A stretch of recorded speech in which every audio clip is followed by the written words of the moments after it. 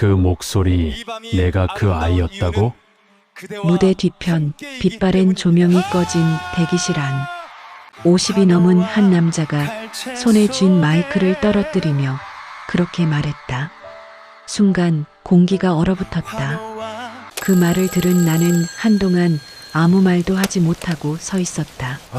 눈앞에 그 사람, 내 어린 시절의 상처와 가장 깊은 인연을 동시에 품은 사람. 세상은 그렇게 아무 예고 없이 균열을 내기 시작했다. 내 이름은 도윤.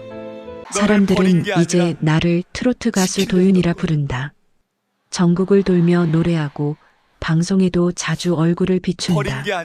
하지만 내 마음 한구석엔 언제나 한 장면이 떠오른다. 겨울비가 내리던 날 고아원 담장 너머로 사라지던 누군가의 손. 그 손이 내게 마지막으로 남긴 말은 조금만 기다려, 꼭 데리러 올게 였는데 그 약속은 지켜지지 않았다. 무대 조명이 꺼지면 나는 늘 혼자가 된다. 팬들의 박수 소리가 사라지면 남는 건 텅 빈 드레스룸의 거울 속 낯선 얼굴뿐이었다. 오늘도 그랬다. 도윤 씨, 오늘 무대 최고였어요. 매니저 수진이 웃으며 말을 건넸지만 나는 그저 고개를 끄덕일 뿐이었다. 고맙네. 그런데 말이야, 사람의 마음이란 게 참 묘하지 않나? 네. 노래를 많이 부를수록 오히려 마음속이 더 허전해져. 그녀는 대답하지 못하고 웃으며 밖으로 나갔다. 그때였다. 낯선 전화 한 통이 걸려왔다. 혹시 도윤 씨 맞으신가요? 낮게 깔린 중년 남자의 목소리였다. 예, 그런데 누구신지요? 저는 복지재단 관계자입니다. 오래전 고아원 출신 맞으시죠? 그 말에 순간 숨이 막혔다. 왜요? 무슨 일 있습니까? 최근에 고아원 자료를 정리하던 중 도윤 씨의 친부로 추정되는 인물의 이름이 발견됐습니다. 그 말 한마디에 내 세상이 기울기 시작했다. 마이크로 후킹. 그날 밤 잠이 오지 않았다. 친부라니 이제 와서 대체 왜? 그때 내 머릿속엔 한 사람의 얼굴이 번쩍 떠올랐다. 나를 버렸던 그날 고아원 앞에서 낯설게 웃던 중년 남자. 그의 눈빛이 어쩐지 따뜻하면서도 죄스러워 보였는데 그게 내 아버지였던 걸까? 나는 그날 이후 그 얼굴을 다시 본 적이 없다. 하지만 다음 날 그 이름이 신문에 대문짝만하게 실렸다. 국민 트로트의 대부, 장태수, 숨겨진 아들 존재 의혹. 심장이 미친 듯이 뛰었다. 장태수? 내가 가수의 길에 들어서게 만든 우상이자 내 꿈의 원천 같은 존재였다. 그런데 그가 내 아버지라고?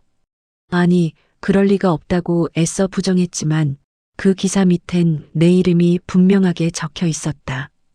가수 도윤, DNA 검사 요청 예정. 사람들은 금세 들끓었다. 그 둘 닮았어. 눈매가 똑같잖아. 역시 피는 못 속이는 법이야. 근데 왜 지금까지 숨겼을까? 그 말들이 마치 칼날처럼 내 가슴을 후벼 팠다. 나는 방송사 기자들의 전화를 피하고 며칠 동안 숙소에 틀어박혔다. 그리고 마침내 내 손에 한 통의 편지가 도착했다. 보내는 사람 장태수? 편지는 짧았다. 도윤아, 내가 나를 미워해도 된다. 하지만 진실을 듣기 전엔 함부로 판단하지 마라. 다음 주 금요일 우리 둘만의 무대에서 만나자. 그 한 줄의 문장이 내 심장을 붙잡았다. 그 무대라면 내가 어릴 적부터 동경하던 전국 트로트 명인전의 무대였다. 그가 내게 그곳에서 만나자고 한 것이다. 시간이 흘러 금요일 밤 나는 무대 뒤편에 서 있었다. 조명이 켜지고 관중의 환호가 울렸다. 그때 장태수가 천천히 걸어 나왔다. 그리고 내 쪽을 바라보며 말했다. 이제 말해도 되겠지. 너를 버린 게 아니라 지키려던 거야. 그 순간 내가 붙잡고 있던 마이크가 바닥에 떨어졌다.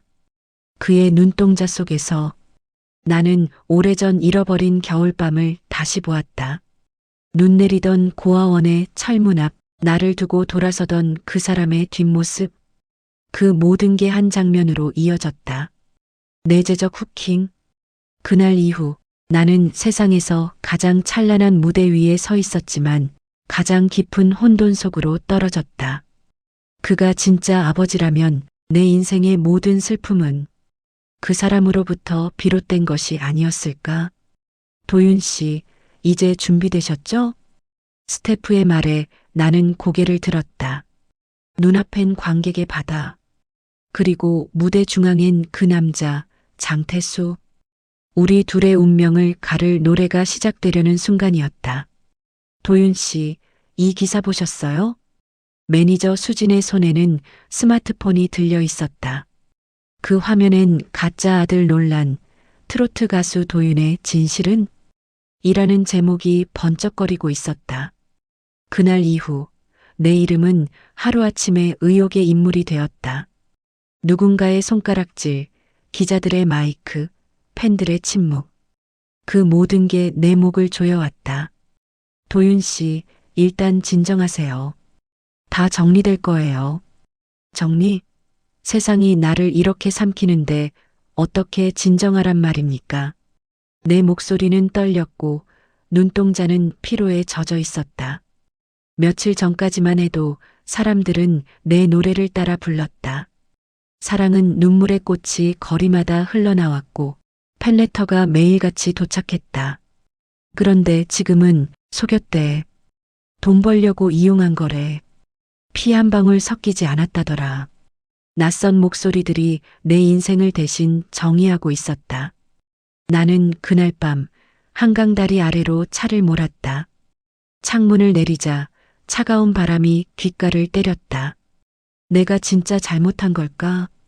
손끝이 떨리며 핸들 위에서 미끄러졌다.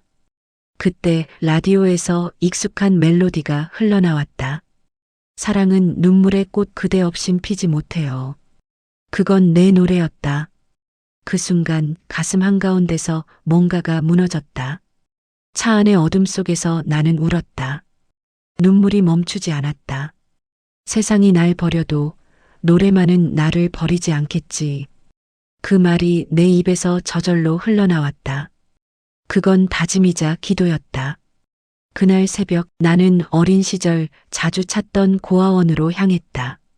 낡은 철문은 여전히 녹이 슬어 있었고 보육원이라는 편말은 색이 바래 있었다. 정문을 지키는 노년의 원장님은 나를 보고 놀란 눈빛으로 말했다. 이게 누구야, 도윤이 아니냐? 원장님, 그날 제 부모님 정말 저를 버린 건가요? 그분의 눈빛이 흔들렸다. 그 이야기는 장태수 씨가 해야 할 말이야. 그제야 알았다. 모든 게 한 사람에게 연결되어 있었다. 나를 버린 사람, 그리고 지금 내 아버지라고 불리는 사람. 도윤 씨, 기자회견 요청이 들어왔어요. 다음 날 수진의 목소리가 떨렸다. 기자회견이라니 내가 뭐라고 말해야 하지? 사실을 밝히셔야죠. 아니면 계속 의혹으로 남아요. 나는 한참을 고민하다가 고개를 저었다. 사실이 중요한 게 아니야. 사람들은 진실보다 자극을 원하니까. 그날 이후 나는 모든 전화를 끊고 사라졌다. 어디에도 내 이름을 남기지 않았다. 그저 노래만 불렀다. 밤이면 산속 연습실에서, 새벽이면 빈 무대에서, 누군가에게 들리든 말든 상관없었다. 도윤아, 넌 왜 그렇게 노래하니? 어릴 적 고아원에서 함께 자라던 친구 재구가 물었다. 그는 우연히 내 연습실에 찾아왔다. 넌 몰라. 노래만이 나를 살게 하니까. 그럼 그 노래로 내 아버지를 이겨봐. 그 말에 나는 고개를 들었다. 이겨? 그래, 진실은 말로 증명하는 게 아니라 노래로 남는 거야. 그 말이 내 마음 깊숙이 꽂혔다. 나는 악보를 꺼내 새 노래를 썼다. 제목은 피로 맺은 약속. 가사는 단 한 줄이었다. 버린 게 아니라 지키려던 거야. 그 말의 진실을 찾아서 며칠 뒤 다시 세상이 나를 찾기 시작했다.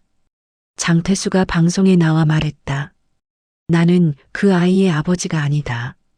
순간 내 심장은 얼어붙었다. 아니라니, 나한테 직접 말했잖아. 지키려던 거야라고. 그의 얼굴은 차분했지만 그 말 한마디로 모든 게 뒤집혔다.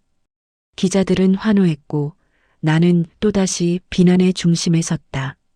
밤새 술을 마시던 중 TV에서 그가 노래하는 장면이 나왔다. 그 무대에서 그는 내 곡을 부르고 있었다. 사랑은 눈물의 꽃, 내 노래, 내 인생, 내 피 같은 가사. 그가 그것을 자신의 인생곡이라고 말하며 미소 짓는 순간 내 안에서 마지막 끈이 끊어졌다. 좋아. 이제부터는 나도 가만히 있지 않겠어. 나는 거울 앞에 섰다. 눈가엔 피곤이 고여 있었지만 그 속엔 불빛이 있었다. 진실이 묻히면 노래로 파헤치면 되지. 그날부터 나는 새로운 무대를 준비하기 시작했다. 누구의 도움도 받지 않고 내 목소리로 세상을 향해 외칠 그 한 무대. 수진 씨, 이번엔 대형 방송 아니에요. 작은 무대라도 내가 하고 싶은 노래를 부를 거예요. 도윤 씨, 사람들이 뭐라 하든 괜찮으시겠어요? 괜찮아요. 그 사람의 거짓보다 내 진심이 작게라도 닿으면 그걸로 충분해요. 며칠 후 무명 가수들의 밤이라는 조그만 무대에서 나는 다시 마이크를 잡았다. 관객은 고작 10명 남짓. 하지만 그 중엔 한 노인이 있었다. 그는 조용히 내 노래를 듣다가 마지막에 눈물을 닦았다. 그 노인은 무대 뒤에서 내게 다가와 말했다. 그 노래 장태수 씨가 젊을 때 썼던 곡이랑 똑같네. 나는 숨이 막혔다. 그게 무슨 말씀이죠? 그분이 늘 말하곤 했지. 언젠가 자기 아들에게 이 노래를 들려주겠다고. 순간 내 손이 떨렸다. 그 말은 내 안의 분노를 차갑게 식히며 다시 의문으로 바꾸어 놓았다. 그렇다면 정말 나를 지키려던 걸까? 혼란이 다시 가슴을 덮쳤다. 그러나 이번엔 달랐다. 내가 할 일은 분노가 아니라 증명이었다. 그날 밤 나는 작은 무대의 불빛 아래에서 새 노래를 완성했다. 피로 맺은 약속. 그 노래가 내 운명을 바꿀 거란 예감이 들었다. 그리고 그 무대엔 누군가가 내게 다가오고 있었다. 그 낯익은 실루엣, 어둠 속에서 서서히 모습을 드러낸 그 사람. 도윤아, 그 노래 어디서 들은 거니? 조명이 번쩍이자 그는 장태수였다. 그 노래 어디서 들은 거니? 무대의 스포트라이트 아래 낯익은 목소리가 나를 불러 세웠다. 고개를 들자 그곳에는 장태수가 서 있었다. 그의 눈빛은 차가웠고 손에는 오래된 마이크가 들려 있었다. 관객들은 웅성거렸고 카메라 플래시가 번쩍였다. 시간이 멈춘 듯 내 심장은 터질 듯 뛰었다. 이제 와서 왜 나타난 겁니까? 그 노래 내 노래다. 아니요, 제 인생입니다. 제 피로 쓴 가사예요. 짧은 대화였지만 그 한마디 한마디가 칼날처럼 부딪혔다. 무대 조명 아래에서 나는 마이크를 다시 쥐었다. 그럼 들어보시죠. 이 노래가 누구의 삶인지 세상이 판단하게 하죠. 피아노 전주가 시작되었다. 떨리는 손끝에서 음이 흘러나오고 조용히 내 입이 열렸다. 버린 게 아니라 지키려던 거야. 가사 한 줄이 관객석을 스치자 모두의 표정이 변했다. 그건 단순한 노래가 아니라 내 인생의 고백이었기 때문이다. 무대가 끝난 후 나는 스태프의 도움 없이 홀로 무대를 내려왔다. 귀에는 여전히 박수 소리가 메아리 쳤지만 마음은 싸늘했다. 이제 시작이야. 그날 밤 나는 내 노래로 세상을 바꾸겠다고 결심했다. 며칠 후 작은 공연 기획사 사무실에서 젊은 PD가 내게 말했다. 도윤 씨, 이번에 새로운 프로그램을 만들고 있어요. 진짜 인생의 노래라는 콘셉트입니다. 유명 가수들의 과거, 숨겨진 이야기. 그 속에서 진짜를 찾는 거죠. 나는 눈을 좁혔다. 그게 제 이야기군요. 맞아요. 세상이 도윤 씨를 가짜 아들이라고 부르지만 저희는 진짜를 보여주고 싶어요. 그의 말은 달콤했지만 어딘가 믿음이 가지 않았다. 그 프로그램에 장태수 씨도 출연하십니다. 그 한마디에 손에 쥔 커피가 식었다. 같은 무대에 선다고요? 네, 그게 화제성이죠. 화제성. 그 단어는 언제나 나를 상처 입히는 말이었다. 그날 밤 잠을 이룰 수 없었다. 내가 싸워야 할 상대는 단지 한 사람의 아버지가 아니었다. 세상 전체가 나를 믿지 않았다. 진실보다 흥미거리를 원하는 세상. 그 안에서 나는 진짜가 되려 했다. 나는 무대를 준비했다. 직접 작사, 작곡, 그리고 연습. 목이 쉬고 손끝이 피가 나도 멈추지 않았다. 무대 세트를 구할 돈이 없어 밤마다 무대 장비를 빌려 직접 설치했다. 연습실 천장은 낡았고 바닥엔 빗물이 새어 들어왔다. 하지만 그 안에서 나는 살았다. 이건 복수가 아니야. 그럼 뭐야? 재구가 물었다. 증명이지. 내가 누구인지 그 사람의 노래가 아니라 내 노래로. 며칠 후 방송 녹화장. 관객들로 가득한 스튜디오에는 진짜 인생의 노래 도윤 앤드 장태수라는 팻말이 붙어 있었다. 제작진은 두 사람의 화해를 원했고 대본에는 이미 정해진 결말이 적혀 있었다. 마지막에 포옹하며 눈물로 화해. 그 대본을 본 순간 나는 그것을 찢어버렸다. 내 인생은 누가 써줬던 게 아닙니다. 내 노래도 내 눈물도 전부 내 거예요. 그 말에 PD는 당황했다. 도윤 씨, 이건 방송이에요. 시청률이 중요하다고요. 시청률보다 진실이 먼저 아닙니까? 리허설 날 나는 무대 한켠에 앉아 장태수를 바라보았다. 그는 여전히 완벽했다. 고급 양복, 미소, 카리스마. 하지만 그 눈빛엔 두려움이 스며 있었다. 아버지. 그가 잠시 나를 쳐다보았다. 그 단어 아직 이르다. 그럼 뭐라고 불러야 하죠? 그냥 장태수 씨라고 해. 그의 말은 칼처럼 날카로웠다. 녹화 당일 무대가 시작되자 카메라 수십 대가 움직였다. 사회자는 미소를 지으며 말했다. 오늘의 하이라이트. 두 사람의 운명을 바꾼 그 노래. 피로 맺은 약속입니다. 조명이 꺼지고 첫 전주가 흘렀다. 그는 내 옆에서 미소를 지었다. 같이 부르자 이 노래. 아니요, 오늘은 제 노래입니다. 나는 피아노 앞에 앉았다. 관객들이 조용해졌다. 손끝이 떨렸지만 목소리는 단단했다.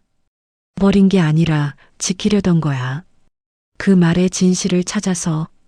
노래는 점점 고조되었고 조명은 내 얼굴만 비쳤다. 그때 장태수가 갑자기 일어섰다. 그 노래는 내 노래라고 했잖아. 마이크가 떨어지고 스튜디오는 혼란에 빠졌다. 나는 노래를 멈추지 않았다. 그럼 왜 나를 버렸습니까? 왜 진실을 숨겼습니까? 그의 얼굴이 일그러졌다. 그 순간 수많은 카메라가 그를 향해 돌아갔다. 이 장면은 전국으로 생방송되었다. 방송은 예정에 없던 긴급 상황으로 전환되었고 수많은 댓글이 쏟아졌다. 둘 중 누가 진짜야? 아버지가 거짓말한 거 아니야? 저 노래 진짜 진심이 느껴진다. 나는 그날 방송 이후 하루아침에 다시 뉴스의 중심이 되었다. 이번엔 사기꾼이 아니라 진실을 노래한 사람으로. 며칠 뒤 조용한 연습실. 내 앞엔 수진과 재구가 있었다. 이제 어쩔 거예요? 진실은 밝혀야죠. 그가 왜 그렇게까지 숨겼는지 알아야 하니까. 그 사람은 이미 사라졌어요. 그래도 찾아야죠. 그가 진짜로 나를 지키려 했던 건지 아니면 버린 건지. 그 답을 들어야 하니까. 그날 밤 나는 다시 악보를 펼쳤다. 다음 곡의 제목은 아버지의 그림자. 조용한 불빛 아래 나는 펜을 잡고 썼다. 당신의 거짓이 내 진실이 되었고 당신의 침묵이 내 노래가 되었다. 며칠 후 내 휴대폰에 낯선 번호가 뜨올랐다. 수신자 무명 발신자. 누구십니까? 도윤 나야. 장태수다. 그 목소리에 숨이 멎었다. 우린 다시 만나야 해. 이번엔 내가 노래한 진실의 끝을 내가 말할 차례야. 전화가 끊겼다. 그의 목소리엔 두려움이 섞여 있었다. 그건 단순한 고백이 아니었다. 마치 마지막 부탁처럼 들렸다. 그날 새벽 나는 기타를 메고 어둠 속을 걸었다. 도시의 불빛은 멀어지고 새벽 공기엔 비 냄새가 섞여 있었다. 멀리서 들려오는 방송 뉴스. 전설의 트로트 가수 장태수, 의문의 실종. 나는 걸음을 멈췄다. 손에 쥔 기타가 무겁게 느껴졌다. 세상은 또다시 균열을 냈다. 이번엔 그가 사라졌다. 새벽 5시를 조금 넘긴 시각, 연습실 방음문을 가볍게 두드리는 소리가 났다. 도윤 씨, 저예요. 문틈으로 흘러드는 빛보다 더 희미한 목소리, 매니저 수진이었다. 손에는 테이크아웃 커피 2잔과 봉투 하나. 이 시간에 무슨 일이죠? 그녀는 주변을 몇 번 확인하고서야 봉투를 내밀었다. 봉투 안에는 노랗게 변색된 사진 몇 장과 마른 피가 얼룩처럼 박힌 작은 카세트 테이프. 고아원 원장님이 저에게 건네셨어요. 원래는 장태수 씨에게 가야 할 것들이라며 혹시 무슨 일이 생기거든 도윤이한테 맡겨라 하셨다네요. 손끝이 싸늘해지며 오래된 겨울 비 냄새가 코끝에 스며드는 듯했다. 플라스틱 카세트 표면에는 볼펜으로 휘갈겨 쓴 글씨. 보류라는 2글자. 재구가 옆에서 숨을 삼키며 물었다. 틀어볼래? 나는 고개를 끄덕였고 낡은 데크가 테이프를 삼키는 소리와 함께 안쪽 톱니바퀴가 느리게 돌아가기 시작한다. 일정치 않게 드르륵 울리다 목소리 하나가 불쑥 튀어나왔다. 오늘은 겨울비가 내렸다. 아이를 두고 돌아선 건 버림이 아니라 지킴이었다. 내가 약속을 어겼다는 욕을 먹더라도 저 아이가 상처의 표적이 되게 할 수는 없다. 목소리는 낮게 눌려 있었고 말끝마다 오래된 후회가 희미한 울림처럼 달려 있었다. 장태수 씨 목소리 같지요? 수진이 조심스레 묻는다. 나는 대답하지 못한 채 테이프를 다시 감았다.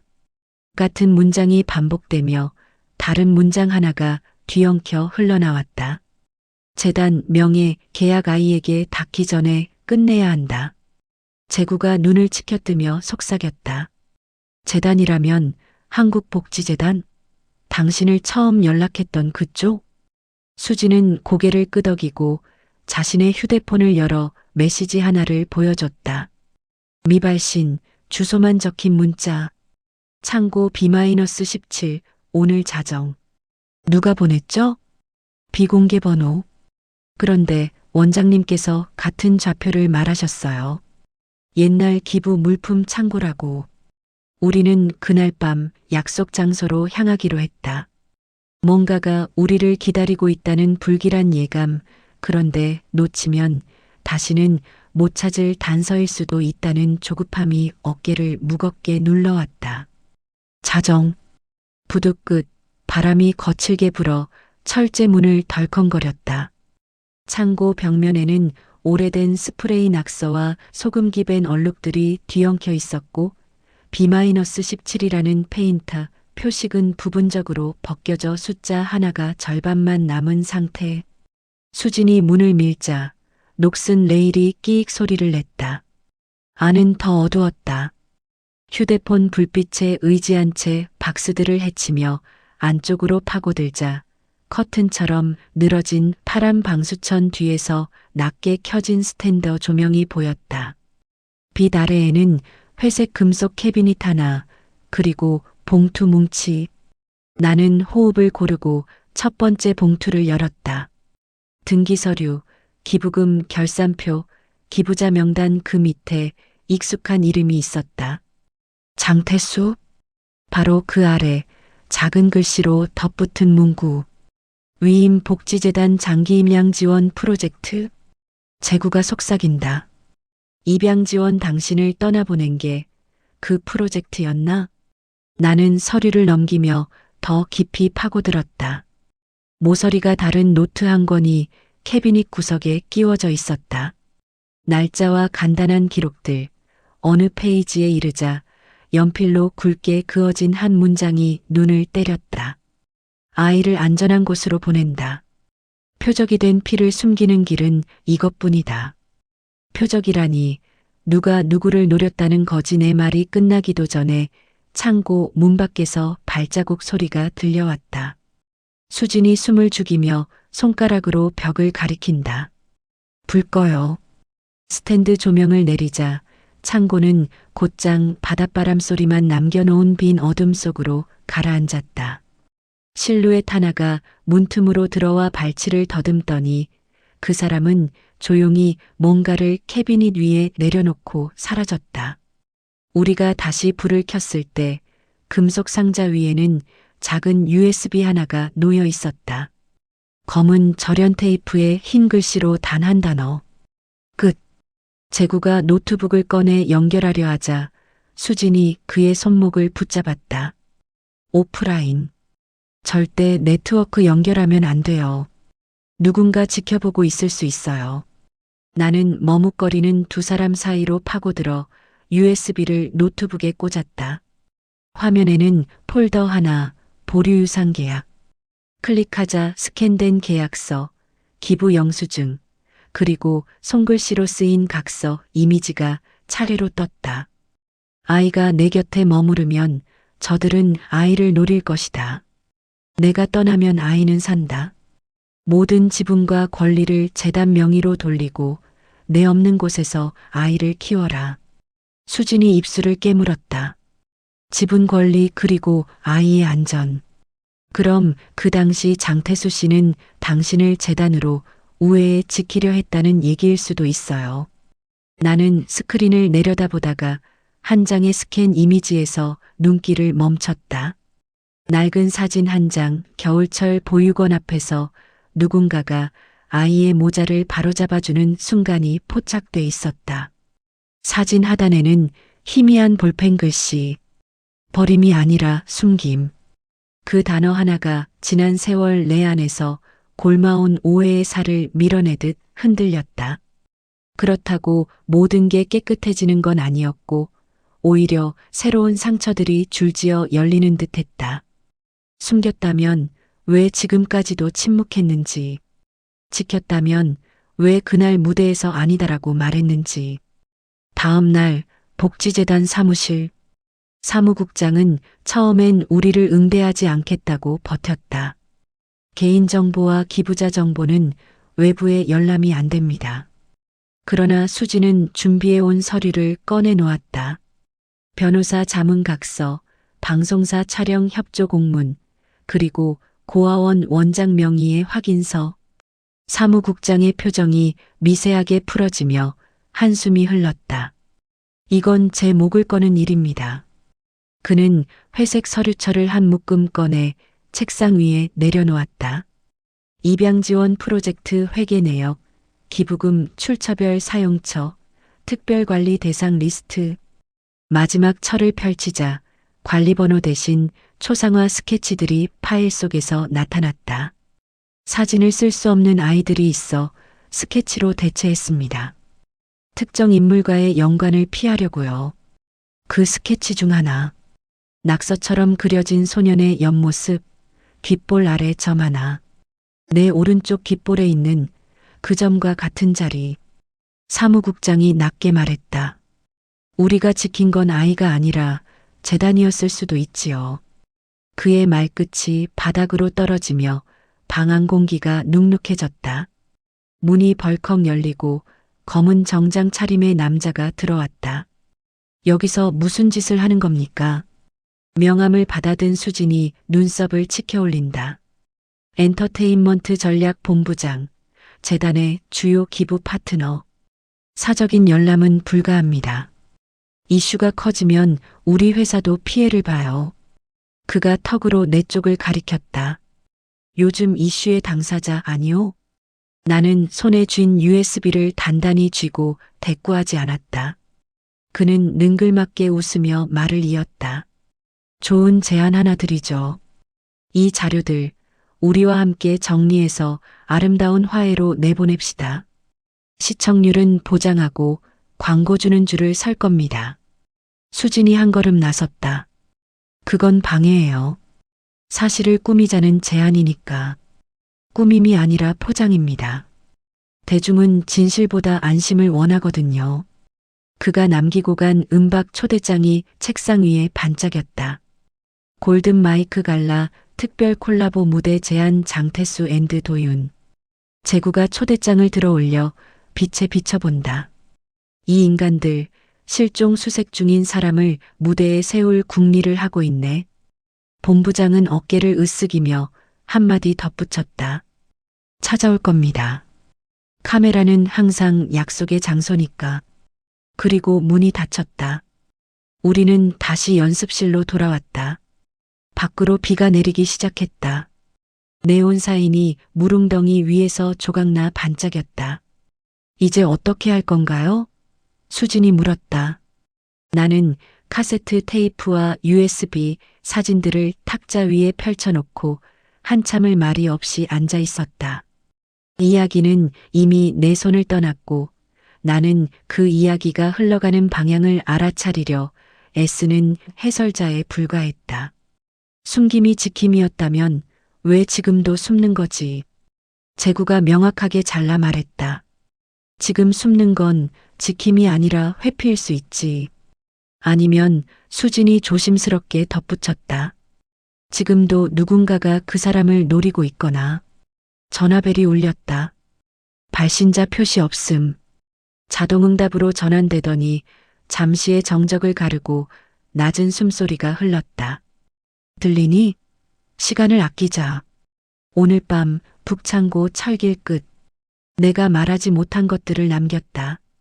혹시 오지 못하더라도 누군가 너에게 그 상자를 건넬 거다. 믿지 말아야 할 얼굴이 내 곁에 있다. 목소리는 분명 장태수였다. 짧은 끊김 뒤 끼익하는 마찰음, 그리고 두 번의 툭, 툭. 통화가 끊겼다. 믿지 말아야 할 얼굴이 누구? 수진의 속눈썹이 떨렸다. 제구가 잠자코 창밖을 바라봤다. 빗줄기가 굵어지고 있었다. 북창고 철길 끝. 공장 간판들의 불빛이 희미하게 깜빡이고 철로는 젖은 몸을 웅크린 뱀처럼 잔잔히 빛을 반사했다. 우리 셋은 우산도 없이 달려왔다. 철로 끝에 신호등 아래 오래된 나무 상자가 놓여 있었다. 상자 뚜껑에는 목탄으로 그린 음표 하나, 그리고 날짜. 그날 겨울. 나는 무릎을 꿇고 조심스레 뚜껑을 들어 올렸다. 안에는 손편지와 함께 접힌 무대 의상, 자락, 깨끗이 보존된 악보 원본, 그리고 작은 열쇠. 편지를 펼치자 잔뜩 번진 잉크 사이로 문장이 어렵사리 모습을 드러냈다. 내가 널 숨겼던 이유, 내 곁에 있던 얼굴들이 모두 다 내 편은 아니었기 때문이다. 특히 그 순간 뒤쪽에서 쇳소리가 났다. 누군가가 발치의 자갈을 밟았다. 우리는 동시에 고개를 돌렸다. 우비를 뒤집어 쓴 실루엣 하나가 빗속에 서 있었다. 어둠과 비에 가려 얼굴은 선명하지 않았지만 그 몸짓은 이상하리만큼 익숙했다. 누구죠? 제구가 소리쳤다. 실루엣이 한 걸음 다가왔고 빗물 사이로 번쩍 금속이 반사되는 미광이 스쳤다. 나는 무심코 상자의 열쇠를 쥔 손에 힘을 주었다. 그때 수진이 내 앞을 가로막고 낮게 말했다. 뒤로. 실루엣은 가까이 오지 않았다. 대신 철길 위에 뭔가를 내려놓고 천천히 물러섰다. 둔탁한 나무 상자 크기의 소포. 우리 쪽으로 미끄러져 왔다. 나는 발목까지 물이 찬 자갈 위를 걸어 소포를 끌어당겼다. 겉포장에는 딱 하나의 보낸 사람 표시. 엔터테인먼트. 제구가 이를 악물었다. 저 본부장 놈이야. 소포를 열자 안에서 방수 케이스가 나왔다. 케이스를 젖은 손으로 닫고 잠금핀을 젖히는 순간 안쪽 덮개에 붙은 쪽지가 먼저 눈에 들어왔다. 우리와 함께하면 영웅담, 거절하면 스캔들. 선택은 당신의 노래가 정한다. 케이스 속에는 최신형 마이크와 골든 마이크 갈라의 세부 구성표 그리고 각본이 들어있었다. 마지막 페이지에 적힌 결말. 마지막 곡 중 장태수 깜짝 등장. 진실 밝히며 부자 포옹. 대중 안심 엔딩. 나는 손에서 그 종이를 떨어뜨렸다. 빗물이 종이에 번져 글자가 녹아내렸다. 내 뺨을 타고 흐르는 건 빗물인지 분노인지 구분할 수가 없었다. 또 포장하려 드네. 수진이 한치도 물러서지 않는 목소리로 말했다. 저들은 늘 안심을 파니까. 그때 우리가 놓아두었던 첫 번째 나무 상자 속에서 딸깍 하는 소리가 났다. 상자의 바닥이 이중 구조였고 숨겨진 칸막이가 조금 들린 채 흔들거렸다. 나는 반사적으로 악보를 들어 올리고 바닥판을 조심스레 눌렀다. 아래에서 봉투 하나가 미끄러져 나왔다. 봉투 겉면에는 낡은 활자, 인주로 찍힌 도장, 사본. 봉투 안에는 사진 몇 장과 신문 스크랩, 그리고 DNA 검사 신청서 사본이 들어 있었다. 신청인 란엔 흐릿하지만 읽을 수 있는 이름. 수로 시작해 잉크가 번져 있었다. 나는 고개를 들었다. 수진이 숨을 들이마셨다. 저 아니에요. 그녀의 목소리는 가늘었지만 흔들리지 않았다. 제구가 내 어깨에 손을 얹었다. 성급히 믿지도 말고 의심만 하지도 말자. 여기 적힌 날짜부터 맞춰봐. 날짜는 우리가 알던 그때보다 훨씬 전, 내가 20살 무렵. 방송도 유명세도 스캔들도 시작되기 전이었다. 우리는 방수 케이스, 나무 상자, 서류를 모두 수거해 연습실로 돌아왔다. 새벽이 채 밝기 전 형광등 불빛 아래서 증거들을 분류했다. 테이프, USB, 사진, 각본, 열쇠, 편지, 그리고 사본 봉투. 조력자는 누구고 방해꾼은 누구지.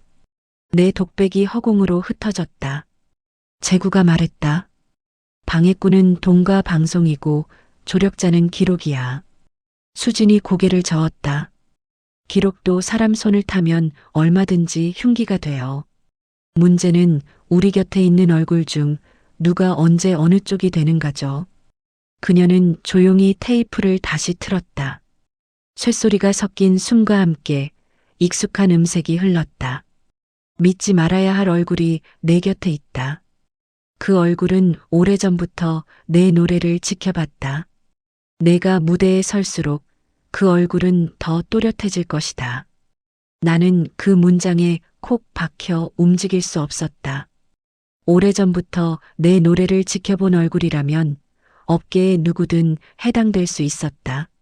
심지어 팬, 스태프, 스폰서, 심사위원, 심지어 가족의 얼굴도. 벽식의 초침이 탁탁 소리를 냈다.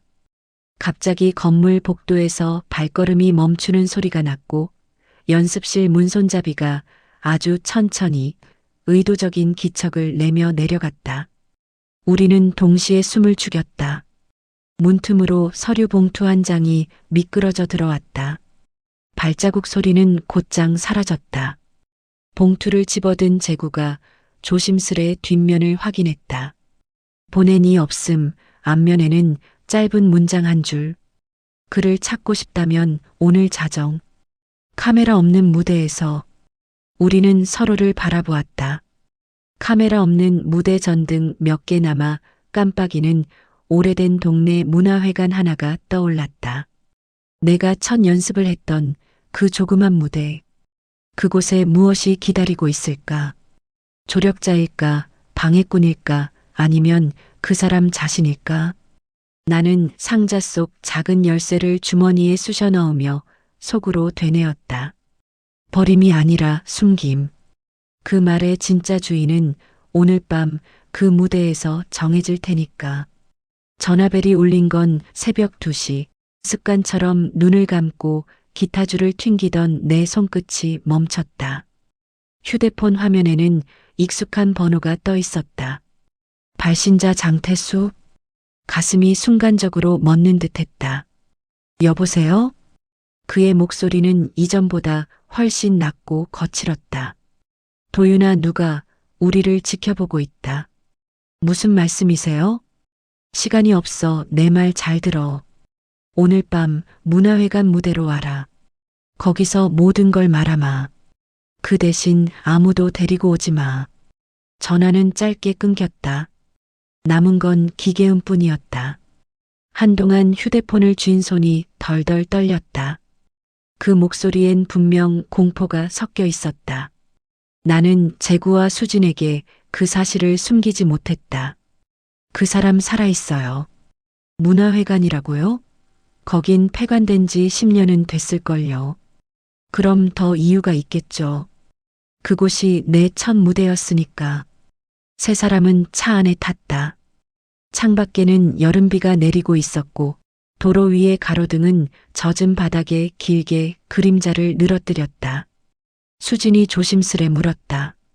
도윤 씨, 혹시 그분이 진짜로 아버지라는 확신이 있으세요? 확신 같은 건 없어요. 하지만 그가 아니면 누가 나를 숨겼겠어요. 숨겼다는 게 정말 지키기 위한 거였을까요? 그녀의 말에 순간 입이 닫혔다.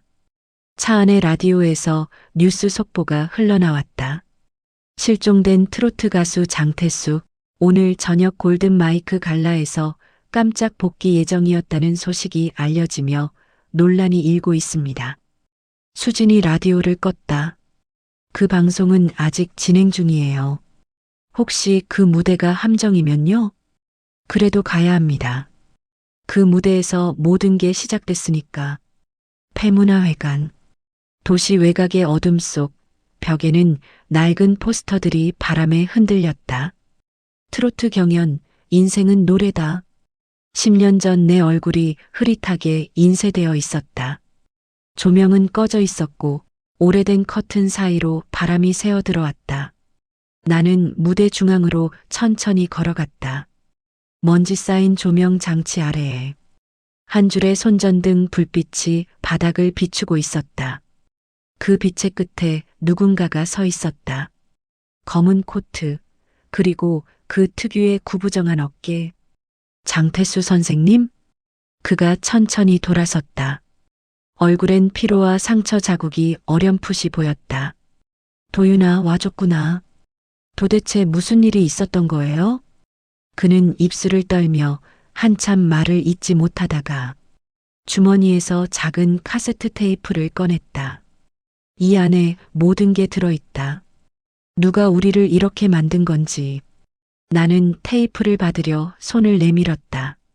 그 순간 멀리서 조명 하나가 번쩍 켜졌다. 스포트라이트가 두 사람을 비췄다. 컷? 좋아요. 이 정도면 생방 때 써도 되겠네요. 스피커 너머로 PD의 목소리가 울렸다. 순간 머리가 하얘졌다. 뭐야, 촬영 중이었어요? 커튼 뒤에서 수십 개의 카메라 렌즈가 반짝였다. 방송사 로고가 새겨진 붐마이크들이 우리를 향해 있었다. 이건 방송이야? 진짜 인생의 노래 스페셜 편이에요. 장태수 씨의 복귀 무대. 그리고 당신의 진실 고백. PD가 환하게 웃으며 다가왔다. 시청률은 터질 겁니다. 가짜 논란, 진짜 부자 상봉, 눈물의 화해. 모두가 원하는 그림이에요. 나는 믿을 수 없다는 듯 웃었다. 당신들이 사람 인생을 그림으로 그린 겁니까? 시청자는 진실보다 이야기성을 원하죠. 그 말이 끝나자 조명이 한층 더 밝아졌다. 무대 천장에서 스피커가 울렸다. 오늘의 하이라이트. 10년 만에 부자 재회. 그 노래 피로 맺은 약속. 장태수가 고개를 떨구며 내게 속삭였다. 도윤아, 나도 몰랐다. 이게 전부 조작된 무대라는 걸. 그럼 왜 여기에 나왔어요? 나를 협박했어. 재단 자금과 내 이름을 걸고. 그의 말이 끝나기도 전에 스피커에서 이상한 잡음이 섞였다. 테이프가 돌아가는 소리, 그리고 음성이 흘러나왔다. 계획대로 진행 중입니다. 아이의 존재를 세상에 밝히지 마세요. 그가 진실을 말하면 재단은 무너집니다. 사람들의 표정이 일그러졌다. 카메라맨이 허겁지겁 렌즈를 돌렸다. PD의 얼굴이 새파랗게 질렸다. 누가 이걸 틀었어? 무대 위 장태수의 손에 있던 카세트가 작게 흔들리고 있었다. 이게 그들이 두려워한 진실이야. 관객석에서 누군가 외쳤다. 그럼 진짜 아버지였다는 건 사실입니까? 그 순간 장태수는 마이크를 잡았다. 그래, 나는 그 아이의 아버지다. 하지만 버린 게 아니라 지키려 했던 거다. 재단은 내 아이를 상품으로 만들려 했어. 장례는 아수라장이 되었다. 카메라 플래시가 번쩍이고 사회자는 방송을 중단하려 소리쳤다. 나는 장태수를 붙잡았다. 이제 모든 걸 말하세요. 세상에. 그의 눈빛이 흔들렸다. 아직은 안 돼. 내가 무대에서 노래할 때 그때 말하마. 그 말이 끝나자마자 무대 위 천장에서 굉음이 울렸다. 조명 장치가 흔들리며 커다란 스피커 하나가 끈이 풀려 떨어졌다. 본능적으로 그를 밀쳐냈다. 선생님. 그는 바닥에 쓰러지며 머리를 부딪혔고 피가 스며나왔다. 조명은 꺼지고 방송은 긴급 중단됐다. 관객들은 비명을 지르며 뛰쳐나갔다. 나는 그를 부축하며 소리쳤다. 119 불러요. 빨리. 그의 손이 내 손목을 잡았다. 테이프 지켜라. 목소리는 점점 희미해졌다. 이게 내 어머니의 이야기야. 그 한마디에 내 몸이 굳었다. 어머니요. 그는 대답하지 않았다. 눈동자가 초점을 잃은 채 손끝이 차갑게 식어갔다. 밖은 여전히 비가 내리고 있었다. 구급차의 사이렌 소리가 어둠을 가르며 멀어졌다. 나는 젖은 무대 위에서 홀로 앉아 있었다. 테이프를 손에 쥔 채 천천히 고개를 들어 조명을 바라봤다. 이제 남은 건 나뿐이었다. 그리고 진실의 일부. 마이크로 후킹. 다음 날 전국 뉴스 헤드라인. 생방송 중 사고, 트로트 대부 장태수 중퇴. 유언인가? 이건 내 어머니의 이야기야. 도윤, 진실을 숨기고 있나? 사람들은 또다시 떠들었다. 진실은 여전히 내게서 도망쳤다. 하지만 나는 알았다. 이제 그 테이프 안에는 내가 찾던 진짜 비밀의 문이 있다는 걸. 밤 조용한 연습실에서 나는 다시 카세트를 재생했다. 테이프는 끊기 직전에 노이즈를 내며 돌아가고 있었다. 잠시 후 낯선 여성의 목소리가 흘러나왔다. 그 아이는 내 아들이 아니야. 하지만 내가 대신 안아야 했던 아이야. 심장이 내려앉았다. 그녀 어머니? 목소리는 흐릿했지만 분명했다. 그 사람의 죄를 덮기 위해 나는 아이를 내 품에 안았지. 그리고 아이는 모든 걸 모른 채 커갔어. 손끝이 떨렸다. 그 순간 창문 밖에서 섬광이 번쩍였다. 누군가 플래시를 터뜨리고 있었다. 커튼을 젖히자 어둠 속에서 검은 코트를 입은 인물이 카메라를 들고 있었다. 렌즈 속 나의 얼굴이 그대로 찍히고 있었다. 이제 그들은 나를 다시 만들겠지. 나는 미소를 짓고 카세트를 집어들었다. 하지만 이번엔 내가 만든 이야기를 세상에 들려줄 거야. 그때 휴대폰이 울렸다. 발신자 익명. 메시지 한 줄. 그녀가 살아있다. 손끝이 멈췄다. 그리고 세상은 또 한 번 균열을 냈다. 폭우가 멈추기도 전에 세상은 이미 새로운 뉴스를 준비하고 있었다. 생방송 조작 사고, 가짜 부자극소였다. 진실 폭로의 주인공, 알고 보니 대본에 없던 배우였다. 도윤, 피해 계약으로 만든 인생? 신문 일면과 방송 자막이 내 얼굴을 도배했다. 어젯밤까지 내 노래를 따라 부르던 사람들은 이제 나를 욕하고 조롱하며 가짜의 상징으로 내몰았다. 연습실 문에는 기자들이 진을 쳤고 SNS에는 거짓된 트로트 스타라는 해시태그가 실시간 상위권에 올랐다. 모든 게 하룻밤 사이에 무너졌다. 아니, 어쩌면 그들은 처음부터 기다리고 있었는지도 모른다.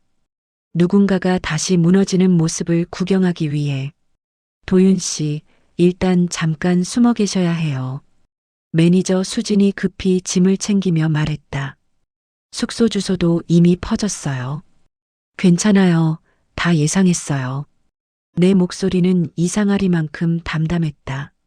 지금 이 상황에서 괜찮을 게 뭐가 있어요? 적어도 이제 진짜를 알고 있으니까요. 나는 가방 속에서 테이프를 꺼냈다. 아직도 피 냄새 같은 금속 냄새가 손끝에 남아 있었다. 이걸 세상에 공개해야 해요. 그러면 당신도 끝나요. 끝나도 상관없어요. 그 사람의 거짓으로 만든 인생이라면 차라리 불태워버리는 게 낫죠. 그날 밤 나는 한강변의 오래된 다리 밑으로 향했다. 그곳은 내가 어릴 적 종종 숨곤하던 곳이었다. 철제 난간에는 낡은 자물쇠들이 걸려 있었고 물비린내와 기름 냄새가 섞인 공기가 무겁게 내려앉아 있었다. 물 위에는 도시의 불빛이 뒤집혀 반짝이고 있었다. 나는 그곳에서 테이프를 손에 쥐고 한참을 바라봤다. 어머니의 이야기. 그 말이 머릿속을 떠나지 않았다. 그녀가 살아있다. 그 익명의 문자. 거짓인지 함정인지 알 수 없었다. 하지만 지금 내겐 그 한 문장만이 유일한 희망처럼 느껴졌다. 며칠 후 내 휴대폰으로 영상 하나가 전송됐다. 발신자는 여전히 익명. 재생 버튼을 누르자 낡은 병원 복도 그리고 중년 여인이 카메라를 향해 앉아 있었다. 그녀의 얼굴은 흐릿했지만 어딘가 익숙했다. 이 영상이 당신에게 가길 바라요. 그녀의 목소리가 떨렸다. 나는 내 어머니가 아니라 그를 대신해 내 곁에 있었던 사람일 뿐이야. 그 사람은 나를 이용했어. 내가 그의 피라는 이유로. 그녀의 손에는 오래된 서류 하나가 들려 있었다. 그 위에는 입양 계약서라는 제목. 그날 아이가 바뀌었어. 진짜 아들은 살아있지 않아. 순간 숨이 막혔다. 영상이 꺼지자마자 휴대폰이 꺼졌다. 배터리는 멀쩡했는데 화면이 검게 잠겼다.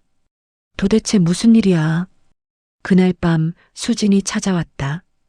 당신 미쳤어요? 그 영상 퍼뜨리면 재단이 당신 고소할 거예요. 그 영상 당신도 받았죠? 그녀는 아무 말도 하지 못했다. 당신 이미 알고 있었던 거죠? 내가 진짜 장태수의 아들이 아니라는 걸. 도윤 씨, 그건. 대답해요. 알고 있었습니까? 그래요, 알고 있었어요. 하지만 말할 수 없었어요. 그녀의 눈빛이 흔들렸다. 재단에서 날 고용했어요. 당신의 행보를 관리하라고.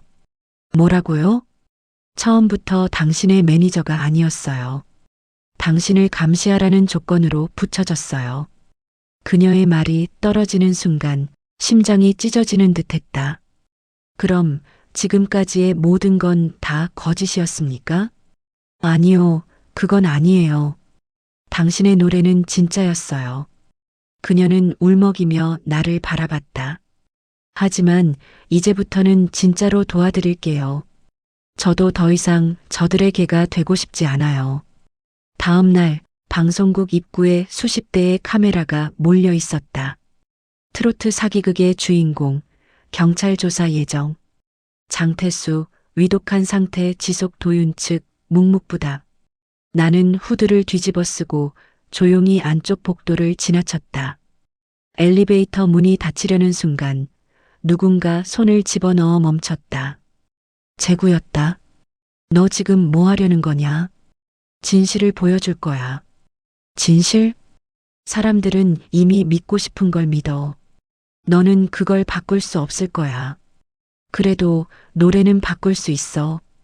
그는 한숨을 쉬며 고개를 저었다. 넌 너무 닮았어. 그 사람처럼 세상을 이기려 하잖아. 그날 저녁 나는 방송국 스튜디오의 빈 무대 위에 섰다. 모두가 떠난 자리, 천장 조명 몇 개만이 어둡게 깜빡이고 있었다. 카세트 테이프를 플레이어에 넣었다. 그리고 마이크를 켰다. 이건 방송용 노래가 아닙니다.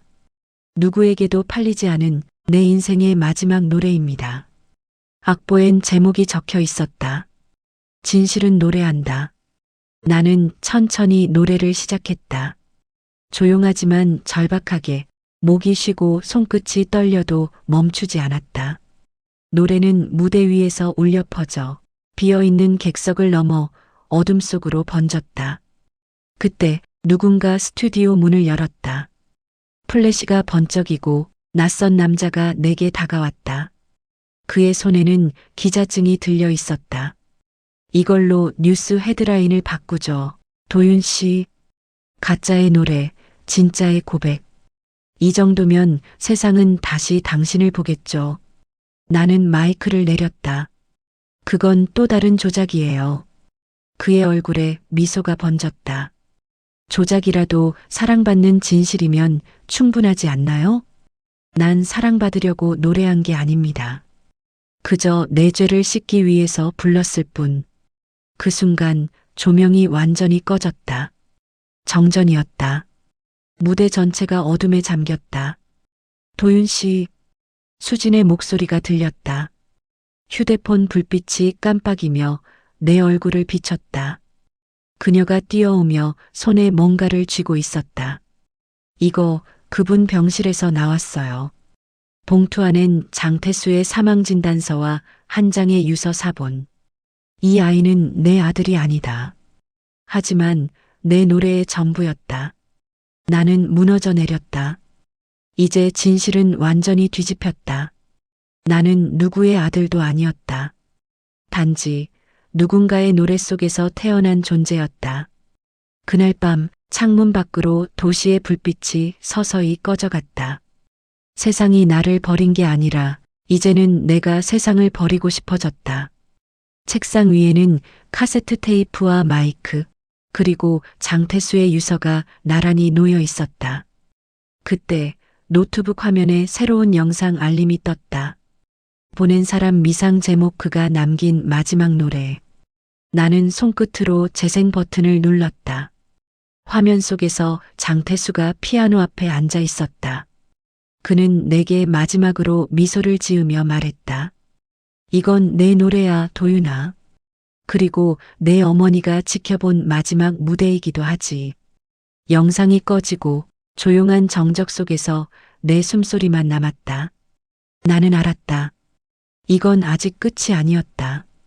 끝이 나지 않아야 하는 이야기였다. 무대 위는 다시 밝았다. 그러나 이번엔 조명도 카메라도 PD도 없었다. 단지 오래된 피아노 하나와 내 손에 남은 마지막 악보 한 장. 진실은 노래한다. 밤새 이어진 비가 멎자 도시는 이상하리만큼 고요했다. 마치 모든 것이 잠든 새벽 단 한 사람의 고백만이 깨어있는 듯했다. 나는 마이크를 바라봤다. 그 마이크는 수없이 많은 사람들의 거짓을 담아왔고 이제는 내 진실을 들을 차례였다. 아버지의 노래는 내 피가 아니었습니다. 하지만 그 거짓 속에서도 나는 자랐습니다. 이 노래는 그 거짓을 이긴 사람의 이야기입니다. 피아노 건반 위에 손을 올리자 차가운 금속의 감촉이 손끝을 스쳤다. 그리고 첫 음이 울렸다. 그때 무대 문이 열리며 누군가가 뛰어들어왔다. 도윤 씨, 숨을 몰아쉰 수진이었다. 방송국에서 연락이 왔어요. 테이프에 있던 내용 전부 조작됐대요. 뭐라고요? 누군가가 편집했어요. 어머니의 목소리로 나왔던 건 전혀 다른 사람의 목소리였어요. 순간 머리가 하얘졌다. 그럼 그 영상도? 맞아요. 병원 영상, DNA 서류 다 만들어진 거예요. 누가? 재단이에요. 당신이 진실을 밝히면 재단이 불법 입양건으로 무너질 테니까. 내 손끝이 떨렸다. 그럼 내가 싸운 게 전부 허상이었다는 겁니까? 아니요. 수진이 고개를 저었다. 당신의 노래만은 진짜였어요. 그때였다. 무대 뒤쪽에서 천천히 걸어 나오는 그림자가 있었다. 검은 수트를 입은 한 남자, 바로 재구였다. 그의 손에는 총 대신 마이크가 들려 있었고 그 얼굴에는 이상한 미소가 번져 있었다. 그래, 도윤. 이제야 내 노래가 들리기 시작하는구나. 재구, 내가 왜 거기서 나와? 이 모든 걸 끝낼 사람은 처음부터 나였어. 그의 말에 나는 얼어붙었다. 그가 무대 한가운데로 걸어오며 말을 이었다. 내가 재단에서 일했단 사실 몰랐지? 너를 데려온 사람도 내 무대를 만든 사람도 전부 나였어. 내가 그 노래, 내 피 속에 흐르는 리듬, 그건 장태수의 것도 내 어머니의 것도 아니야. 내 거야. 순간 피아노 건반 위에 떨어진 조명이 깜빡였다. 나는 마이크를 잡았다. 그래서 넌 나를 속였단 말이냐? 속인 게 아니야. 키운 거지. 세상이 믿고 싶은 진실을 만들어준 거야. 그건 조작이야. 조작이라도 감동을 주면 그게 진짜야. 세상은 늘 그렇게 굴러가니까. 나는 깊게 숨을 들이마셨다.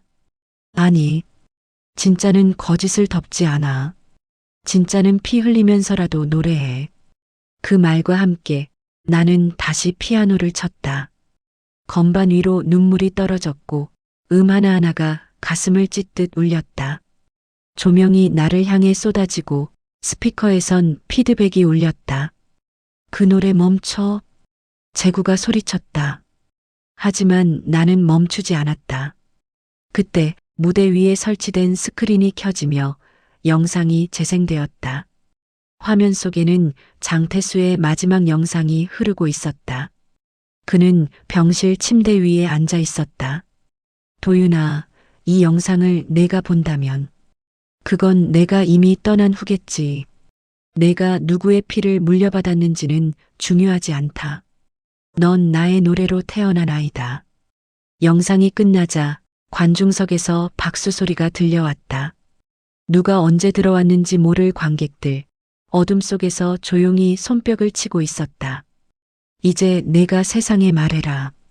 장태수의 목소리가 어딘가에서 메아리 쳤다. 누구의 노래가 진짜인지를.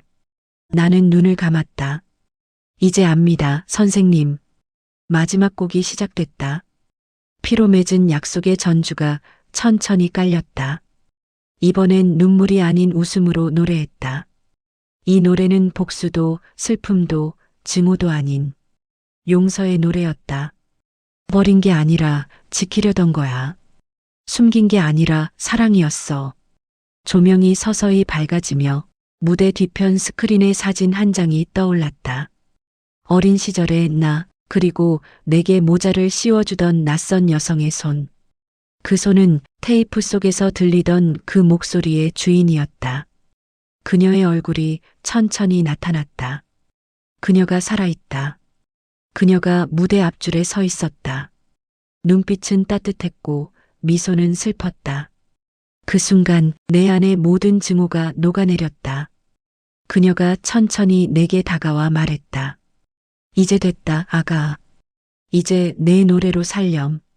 나는 그 손을 붙잡았다. 왜 이제야? 내가 진짜 노래를 할 때까지 기다렸단다.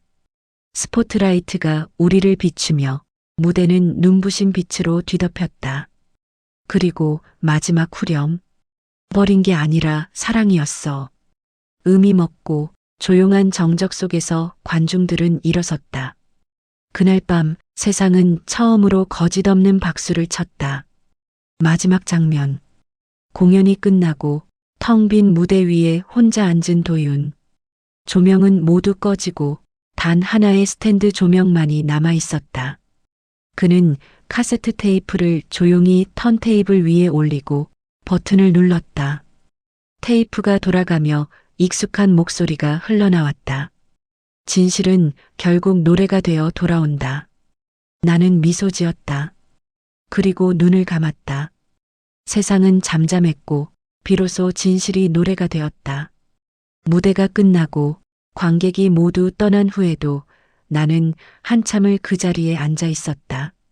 피아노 위에는 미처 닦지 못한 눈물 자국이 남아 있었고 조명은 꺼졌지만 그 여운은 여전히 내 눈앞에서 반짝였다. 세상은 여전히 시끄러웠다. 뉴스에서는 트로트 가수 도윤의 진실 무대라는 자막이 돌아다녔고 사람들은 또 다른 해석을 내놓았다. 결국 마케팅 아니었을까? 그래도 진심이 느껴졌어. 그 노래에 이상하게 울림이 있었지. 하지만 이제 그런 말들에 마음이 흔들리지 않았다. 누가 뭐라 하든 오늘만큼은 내 목소리를 진짜로 들은 사람이 있었으니까. 며칠 후 나는 조용히 도시를 떠났다. 무대에서 내렸을 때처럼 인생에서도 잠시 물러나야 할 때라는 걸 알았다. 도심을 벗어나 오래된 기찻길을 따라가자 산과 논이 이어지는 작은 마을이 나타났다. 바람에 풀잎이 흔들리고 마을 끝에는 낡은 간판 하나가 세워져 있었다. 햇살 보육원. 그곳은 내가 자라난 고아원의 이름이었다. 철문은 여전히 삐걱거렸고 정원에는 어린아이들이 달리며 웃고 있었다. 그 웃음소리를 듣자 오랫동안 묻어둔 무언가가 천천히 녹아내렸다. 도윤아? 낯익은 목소리. 고아원 원장님이 문 앞에서 나를 바라보고 있었다. 이제야 왔구나. 늦었죠. 아니, 제때 왔지. 내가 돌아올 때가 바로 지금이니까. 작은 교회 안에는 낡은 피아노가 있었다. 나는 조용히 앉아 건반을 눌렀다. 음 하나하나가 오래된 벽에 부딪혀 따뜻한 울림으로 돌아왔다. 그때 문이 열리고 아이들이 하나둘 모여들었다. 삼촌, 노래해 주세요. 그들의 눈은 맑고 해맑았다. 나는 웃으며 고개를 끄덕였다. 좋아요. 하지만 이번 노래는 조금 다를 거예요. 피아노 위에 놓인 악보의 제목. 새 인생. 첫 소절이 흘러나갔다. 울지 마라. 어제는 지나갔으니. 다시 웃자. 오늘이 시작이니. 아이들이 손뼉을 치며 따라 불렀다. 눈물이 날 듯했지만 이젠 울지 않았다. 노래가 끝나자 한 아이가 내게 물었다. 삼촌, 진짜 가수였어요? 나는 잠시 생각하다가 웃으며 말했다. 그래, 하지만 지금은 그냥 노래하는 아저씨야. 그럼 삼촌 노래는 왜 그렇게 슬퍼요? 그건 슬퍼야 진짜로 따뜻해지거든. 그 대답에 아이는 고개를 갸웃하다가 웃었다. 그 웃음에 피로가 녹아내렸다. 어린 시절에 나도 저런 얼굴로 세상을 바라봤을까? 며칠 뒤 마을 방송국에서 연락이 왔다. 도윤 씨, 이 마을 축제에서 마지막으로 한 곡만 불러주실 수 있겠습니까? 나는 잠시 망설였다. 마지막 무대. 그 단어가 마음속에 울렸다. 축제날 작은 광장에 나무 무대가 세워졌다. 햇살은 따뜻했고 바람엔 꽃잎 냄새가 섞여 있었다. 사람들이 삼삼오오 모여 앉아 있었다. 화려한 조명도 방송 카메라도 없었다. 그저 사람들의 눈과 마음만 있었다. 나는 천천히 무대 위에 올랐다. 그리고 말했다. 오늘 이 노래는 누군가의 이름을 위해서가 아니라 모든 잃어버린 사람들을 위해서 부르겠습니다. 피아노 앞에 앉아 손을 올렸다. 조용히 멜로디가 흘렀다. 진실은 노래한다의 마지막 버전. 이제 알겠어요. 노래는 누굴 이기기 위한 게 아니라 누군가를 이해하기 위한 거였어요. 그 말과 함께 나는 눈을 감았다. 조용한 박수가 이어졌고 바람이 무대 위를 스쳐 지나갔다. 관객석 한가운데서 중년 여성이 미소 짓고 있었다. 그녀는 아무 말도 하지 않았지만 눈빛으로 모든 걸 말하고 있었다. 그 눈빛은 어머니의 것이었다. 나는 미소 지었다. 고마워요. 지켜봐줘서. 그녀는 천천히 고개를 끄덕였다. 바람에 꽃잎이 흩날리며 무대 위를 하얗게 물들였다. 노을이 진 뒤 사람들이 하나둘 자리를 떠났다. 광장엔 나와 피아노만 남았다. 하늘은 분홍빛으로 물들었고 먼 산 위로 별 하나가 떠올랐다. 나는 손끝으로 건반을 가볍게 두드렸다. 이제야 알겠네. 노래는 끝났지만 이 인생은 아직 진행 중이야. 그 말과 함께 나는 하늘을 올려다보았다. 빛바랜 별 하나가 내게 인사하듯 반짝였다. 그 순간 어디선가 장태수의 목소리가 들려오는 듯했다. 그래, 도윤아. 노래는 끝나도 진심은 남는 법이란다. 나는 조용히 웃었다. 그리고 마이크를 내려놓았다. 이제 정말로 내 인생의 마지막 곡이 끝났다. 무대 뒤편 아이들이 남긴 꽃 한 송이가 피아노 위에 올려져 있었다. 작은 메모가 붙어 있었다. 삼촌의 노래는 우리 마음을 따뜻하게 만들었어요. 나는 그 꽃을 바라보며 천천히 걸어나갔다. 바람은 부드럽게 불었고 멀리서 들려오는 트로트 멜로디가 새로운 하루의 서곡처럼 흘러왔다. 그리고 내 안의 목소리가 조용히 속삭였다. 이제 진짜 인생을 노래하자. 노래는 끝났지만 인생은 계속된다.